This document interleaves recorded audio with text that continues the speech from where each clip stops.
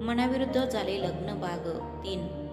अर्जुन बाथरूममधून बाहेर येताच त्याचं पाय जमिनीवर पडलेलं अनोळखीचं खेळण्यावर पडला, पण तो घसरून पडण्याआधीच वाणीने येऊन त्याला पकडले आणि अर्जुन आश्चर्यचकित नजरेने तिच्याकडे पाहू लागला. तुम्ही ठीक आहात ना? वाणीने घाबरून विचारले. मग त्याने तिच्यापासून नजर दुसरीकडे वळवत म्हणाला, हो मी ठीक आहे. असे म्हणत तो बाहेर पडू लागताच वाणीचं तोंडून एक किंकाळी बाहेर पडले. अहो काय? अर्जुनने तिच्याकडे वळून विचारला. माझे केस, वाणी वेदनादायक आवाजात म्हणाले. आणि मग अर्जुनला दिसले की वाणीचे केस त्याचं शर्टच्या बटनात अडकले आहेत. तू तुझं केस बांधून ठेवू शकत नाही का? अर्जुन तिच्याकडे पाहत राहिला आणि वाणी निरागस चेहरा करून म्हणाले, सॉरी, मी आतापासून बांधून ठेवीन. आता तू असंच राहणार आहेस की काढणार आहेस? मला दिवसभर इथे उभे राहायला वेळ नाही. एक उसासा टाकत अर्जुन म्हणाले. वाणी उदास स्वरात म्हणाले, हो मी केस बाहेर काढते. वाणीने घाबरून पटकन तिचे केस काढण्याचा प्रयत्न केले आणि इकडे तिकडे भटकत असलेली अर्जुनची नजर पुन्हा वाणीवर पडली आणि तिचं चेहऱ्यावरची भीती स्पष्टपणे दिसत होती. लवकरात लवकर बटनमधून केस काढण्याचा प्रयत्न करत होती, कारण तिला माहीत होते की पुढच्या 5 सेकंदात केस काढले नाही तर पुन्हा पाऊस पडू लागतील. त्याच भीतीने आणि घाईमुळे तिचे केस आणखीनच गुदमरत होते. पण आज अर्जुनला जाणवत होता वाणीचं या अनावश्यक भीतीचे कारण म्हणजे तो तिच्यावर सतत रागवत असतो. याचा बदल्यात तिला काय मिळते? भीती येणे, डोळ्यातले अश्रू, या सगळ्या गोष्टीचा विचार करत अर्जुनचे हात बटनाकडे सरकू लागले आणि तोही वाणीचं केस काढण्याचा प्रयत्न करू लागला. त्याच्याकडे आश्चर्याने बघत वाणीने हात काढून हळूच केस काढले. थँक्यू, वाणी हसत म्हणाले. पण अर्जुन भाव सोडणे होता. तो म्हणाला, हां, पण पुढच्या वेळेस केस बांधून ठेव. अर्जुन खोलीतून बाहेर आला आणि मीरा त्याला पाहताच ती उठली आणि त्याच्यासाठी पराठे सर्व करत म्हणाली, चल पराठे तयार आहेत. हे ऐकून अर्जुन विचारात पडला, यार आई किती फास्ट आहे. मी नुकतेच जेवण करून आलो आहे. पोटात 1% जागा नाही. पराठे कसे खाणार? अर्जुनने मूर्ख प्रश्न विचारला. आई, एवढ्या लवकर बनवलं? मग मीरा हसून म्हणाले, हो, तुला खूप भूक लागली होती म्हणूनच पटकन पराठे बनवलं आहे. तू ते का आणि मला सांग टेस्ट कसं आहे ते.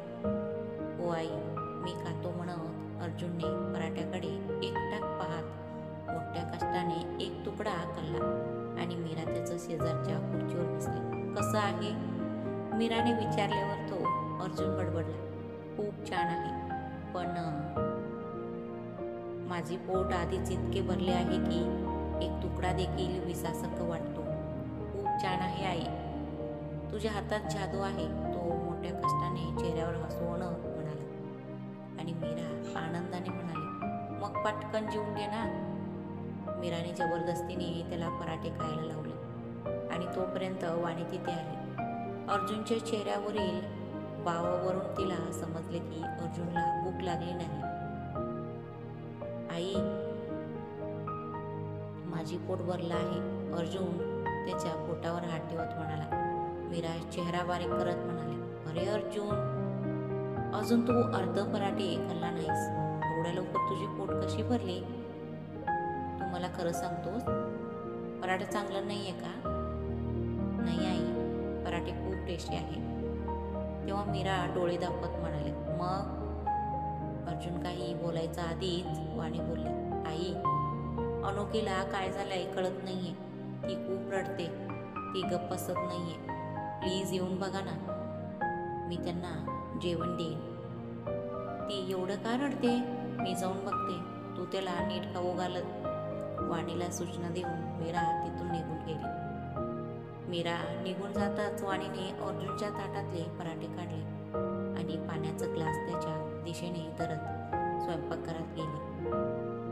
अर्जुन आश्चर्याने तिच्याकडे पाहिला आणि पाणी पिऊ लागला आणि मनात विचार करू लागला, हे तिला कसं कळलं?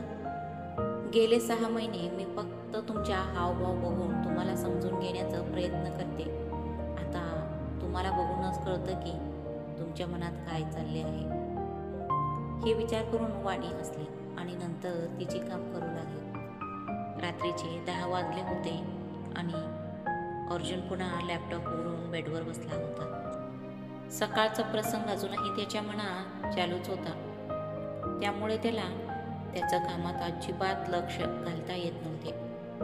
अरे देवा, हे काय चाललंय माझ्या मनात? मी का वारंवार वाणीचा विचार करतोय? ती माझ्यासोबत 6 महिने झाले आहे. आजपर्यंत मी कधीच तिच्याकडे इतकं लक्ष दिलं नाही. मी तिच्याबद्दल इतकं विचार का करत आहे? अर्जुन अजूनही स्वतःच गोंधळात अडकला होता. तोपर्यंत वाणी ही खोलीत आली. ती आत येताच तिला पाहणं थांबवण्याचा खूप प्रयत्न करूनही अर्जुनची नजर तिच्यावर पडली. वाणी तिने कपाटातून तिच्या नाईट ड्रेस काढली आणि बाथरूममध्ये गेली आणि त्या दरम्यान अर्जुनच्या नजर गुपचूप तिच्या मागे लागली. मी तिला का बघत आहे? मला काय होत आहे? तिला बघण्यासाठी मी तिरस्कार करायचो, पण आज विनाकारण तिच्याकडे बघत आहे. अरे देवा, मला अजून काही होण्याआधी मी झोपी जातो. असं विचार करून अर्जुनने ब्लँकेट पांघरून झोपायची प्रयत्न करत होता आणि अचानक वाणीच्या किंचाळण्याचा आवाज ऐकू आला.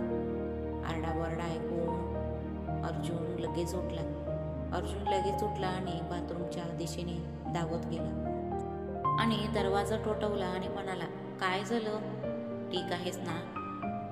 हां, लागले मला आतून, वेदनादायक आवाज आला. व्हॉट? पण कसं? अर्जुनने चिंतेत विचारलं आणि वाणी घाबरत म्हणाली, शॉवर जेल जमिनीवर कसं पडलं ते मला कळलंच नाही आणि मी घसरले. हे ऐकून अर्जुनला आठवले की काही वेळापूर्वी त्याने चुकून शॉवर जेल जमिनीवर सांडले होते. त्यामुळे वाणी दुखावली गेली हे जाणून तो आवाज हळू करत म्हणाला, तू बाहेर ये, मी डॉक्टरांना बोलवतो. अर्जुनला वाणीची इतकी काळजी असल्याचे पाहून वाणीला खूप आनंद झाला. पण तिने उठण्याचा प्रयत्न करताच तिच्या पायात तीव्र वेदना जाणवू लागली आणि ती वेदनेने किंचाळली आणि पुन्हा तिथेच बसली. अर्जुन पुन्हा विचारला, आता काय झालं? वाणी रडतच म्हणाली, मला खूप वेदना होत आहे. उठण्याचा प्रयत्न करत आहे पण मला जमत नाही आहे. थांब, मी आत येतो. असे म्हणताच वाणी घाबरून ती म्हणाली, नाही प्लीज. का, काय झालं? अर्जुनने विचारल्यावर वाणी संकोचून म्हणाली, खरं तर मी कपडे घातले नाही. काळजी करू नकोस, मी डोळे मिटून ठेवतो. असे बोलून अर्जुन गेला आणि वाणीचं कपाटातून दुसरं नाईट ड्रेस काढला आणि डोळे मिटून बाथरूममध्ये आला. त्याला असं बघून तिच्या चेहऱ्यावर हसू आलं. हे घे, घाल. अर्जुन वाणीला नाईट ड्रेस देत म्हणाला. तर वाणी संकोचून म्हणाली, मी तुमच्यापासून लांब आहे, जरा पुढे या. अर्जुन हळूहळू पुढे सरकू लागला आणि वाणीचे डोळे त्याच्या चेहऱ्यावर खेळली होती. अर्जुन खूप गोंडस आहे, पण तरीही मला कळत नाही की उदास का राहतो. वाणी मनातल्या मनात विचार करू लागली आणि तेवढ्यात अर्जुन म्हणाला, अजून किती पुढे यायचे आहे? बस एवढेच. असे म्हणत वाणीने हात पुढे केले आणि त्याच्याकडून ड्रेस घेतली आणि पटकन ड्रेस घातली आणि हसत हसत म्हणाली, झाले. अर्जुनने डोळे उघडला आणि त्याचे डोळेही वाणीचं घाबरलेल्या डोळ्यांना भेटले. दोघेही काही क्षण तिथेच थांबले आणि मग वाणीने डोळे खाली केले. अर्जुनही तिच्यावरून नजर हटवला आणि इकडे तिकडे बघत वाणीला आपल्या हातावर उचलून घेतला. अर्जुनचे हे रूप पाहून वाणी त्याच्याकडे आश्चर्याने पाहू लागले. अर्जुनही एकदा तिरक्या नजरेने वाणीकडे पाहिलं आणि वाणीने अर्जुनच्या गळ्यात हात घातले आणि अर्जुन तिला घेऊन बाथरूममधून बाहेर आला. तू बस, मी डॉक्टरांना बोलवतो. वाणीला बेडवर बसवताना अर्जुन म्हणाला, नाही, यावेळी डॉक्टरांना बोलवणे योग्य नाही. आई आणि बाबा देखील विनाकारण काळजी करतील. प्लीज ड्रायव्हरमधून पेन क्लिअर काढा आणि मला द्या. मी त्रिशाला घेऊन डॉक्टरांकडे उद्या सकाळी जाईन. वाणीने असं म्हणतात अर्जुन वाणीचा पायाकडे बघत म्हणाला, नाही, असं दुर्लक्ष करणं योग्य होणार नाही. फ्रॅक्चरही होऊ शकतं. मी डॉक्टरांना बोलवतो.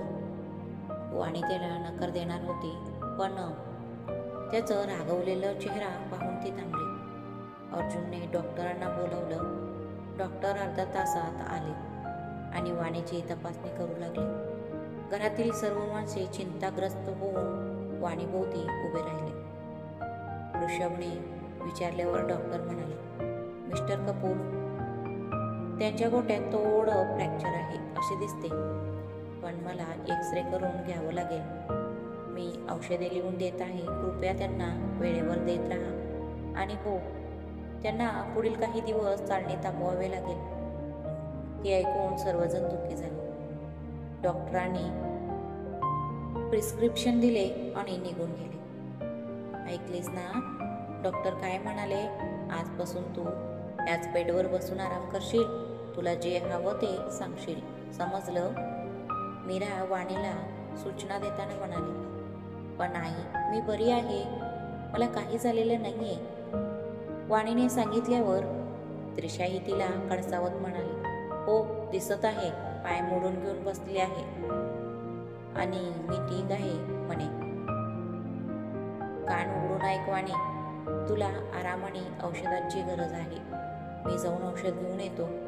एवढं बोलून आकाश निघू लागला. तेवढ्यात अर्जुन पुढे येऊन म्हणाला, तू नको, राहू दे. तू आत्ताच ऑफिसमधून आला आहेस, तू थकला असेल, मी घेऊन येतो. अर्जुनचे बोलणे ऐकून सर्वजण आश्चर्यचकित होऊन त्याच्याकडे पाहू लागले. परंतु अर्जुनने त्यांच्याकडे दुर्लक्ष केला आणि प्रिस्क्रिप्शन घेऊन निघून गेला. अर्जुन औषध घेऊन खोलीत येताच वाणी आरामात झोपलेली दिसली. तिला झोपलेले पाहून अर्जुन कोणत्याही आवाज न करता दरवाजा बंद केला आणि मग हळूच येऊन तिच्या जवळ बसला. आता मला तुझ्याबद्दल भावना आहेत असे समजू नको. असं काही नाही. तुझ्याबद्दल माझ्या मनात कसलेच भावना निर्माण होत नाही. मी जे काही करतोय ते माझ्यामुळे तुला दुखावलं म्हणून करतोय. अर्जुन वाणीकडे बघत कुरकुरला. अर्जुनने पुन्हा एकदा त्याच्या मनाला पटवून देण्याचा प्रयत्न केला की तो हे सर्व फक्त त्याचा अपराध कमी करण्यासाठी करत आहे, पण प्रत्यक्षात ते काही वेगळंच होते, जो अर्जुनला अजून स्वीकारायचा नव्हता. या गोंधळातच रात्र निघून गेली आणि सकाळी डोळे उघडले तेव्हा त्याने वाणीच्या हातावर डोकं ठेवलं होतं आणि वाणी हळूच हात काढून उठण्याचा प्रयत्न करत होती. हे पाहून अर्जुन पटकन उठून बसला आणि नजर दुसरीकडे वळवत म्हणाला, माफ कर, मी इथे कधी झोपलो हे मला कळलंच नाही. काही हरकत नाही, वाणीने हसत उत्तर दिले. मी तुझ्यासाठी नाश्ता पाठवतो, त्यानंतर तुला औषधही घ्यावे लागेल. असे म्हणत अर्जुन निघू लागला तेव्हा वाणी घाबरत म्हणाली, मी अजून ब्रश केले नाही. अरे यार, आता पुन्हा मला तिला माझ्या हातावर उचलून घ्यावं लागेल. माझ्यासोबत हे काय होतंय ते मला कळत नाही. मला जितकं तिच्यापासून दूर पळायचं आहे तितकं मला तिच्या जवळ यावं लागतं, पण हे सगळं फक्त माझ्यामुळेच झालंय ना. असं विचार करून तो दबक्या आवाजात म्हणाला, चल मी तुला घेऊन जाऊ. अर्जुन वाणीला उचलून घेऊन बाथरूमच्या दिशेने जाऊ लागला आणि वाणीने त्याच्याकडे पाहून गोड स्मित हास्य केले आणि विचार करू लागले, माझा पाय मोडल्यावर तुम्ही माझी एवढी काळजी करत आहे. मला माहीत असतं तर याचा आधीच माझं पाय मोडून घेतले असते. हा कोणता नवीन त्रास आहे की तिचा मला तिरस्कार वाटत होता, आज मला तिला माझ्या कुशीत घेऊन जावे लागत आहे. त्याने मनातल्या मनात म्हणत वाणीला बाथरूममध्ये बसवले. हे आहे टूथपेस्ट, ब्रश, साबण, shower gel, face pack, face wash, moisturiser, shampoo आणि टॉवेल. तुला जे काही करायचे आहे पटकन आवर, कारण मी तुला उचलून घेऊन जाणार नाही पुन्हा पुन्हा. वाणीजवळ बाथरूममध्ये सर्व वस्तू ठेवत तो म्हणाला. अर्जुनच्या ह्या वागण्याने वाणीला हसू आले. म्हणूनच तिने मान खाली घालून गुपचूप हसली आणि म्हणाली, हो, आता मी निघतो. तुझं काम झाल्यावर मला हाक मार. एवढं बोलून तो बाथरूममधून बाहेर आला आणि वाणी जोरात हसायला लागली. सुमारे 15-20 मिनिटांनी वाणीने हाक मारली, ऐका ना, झाले का?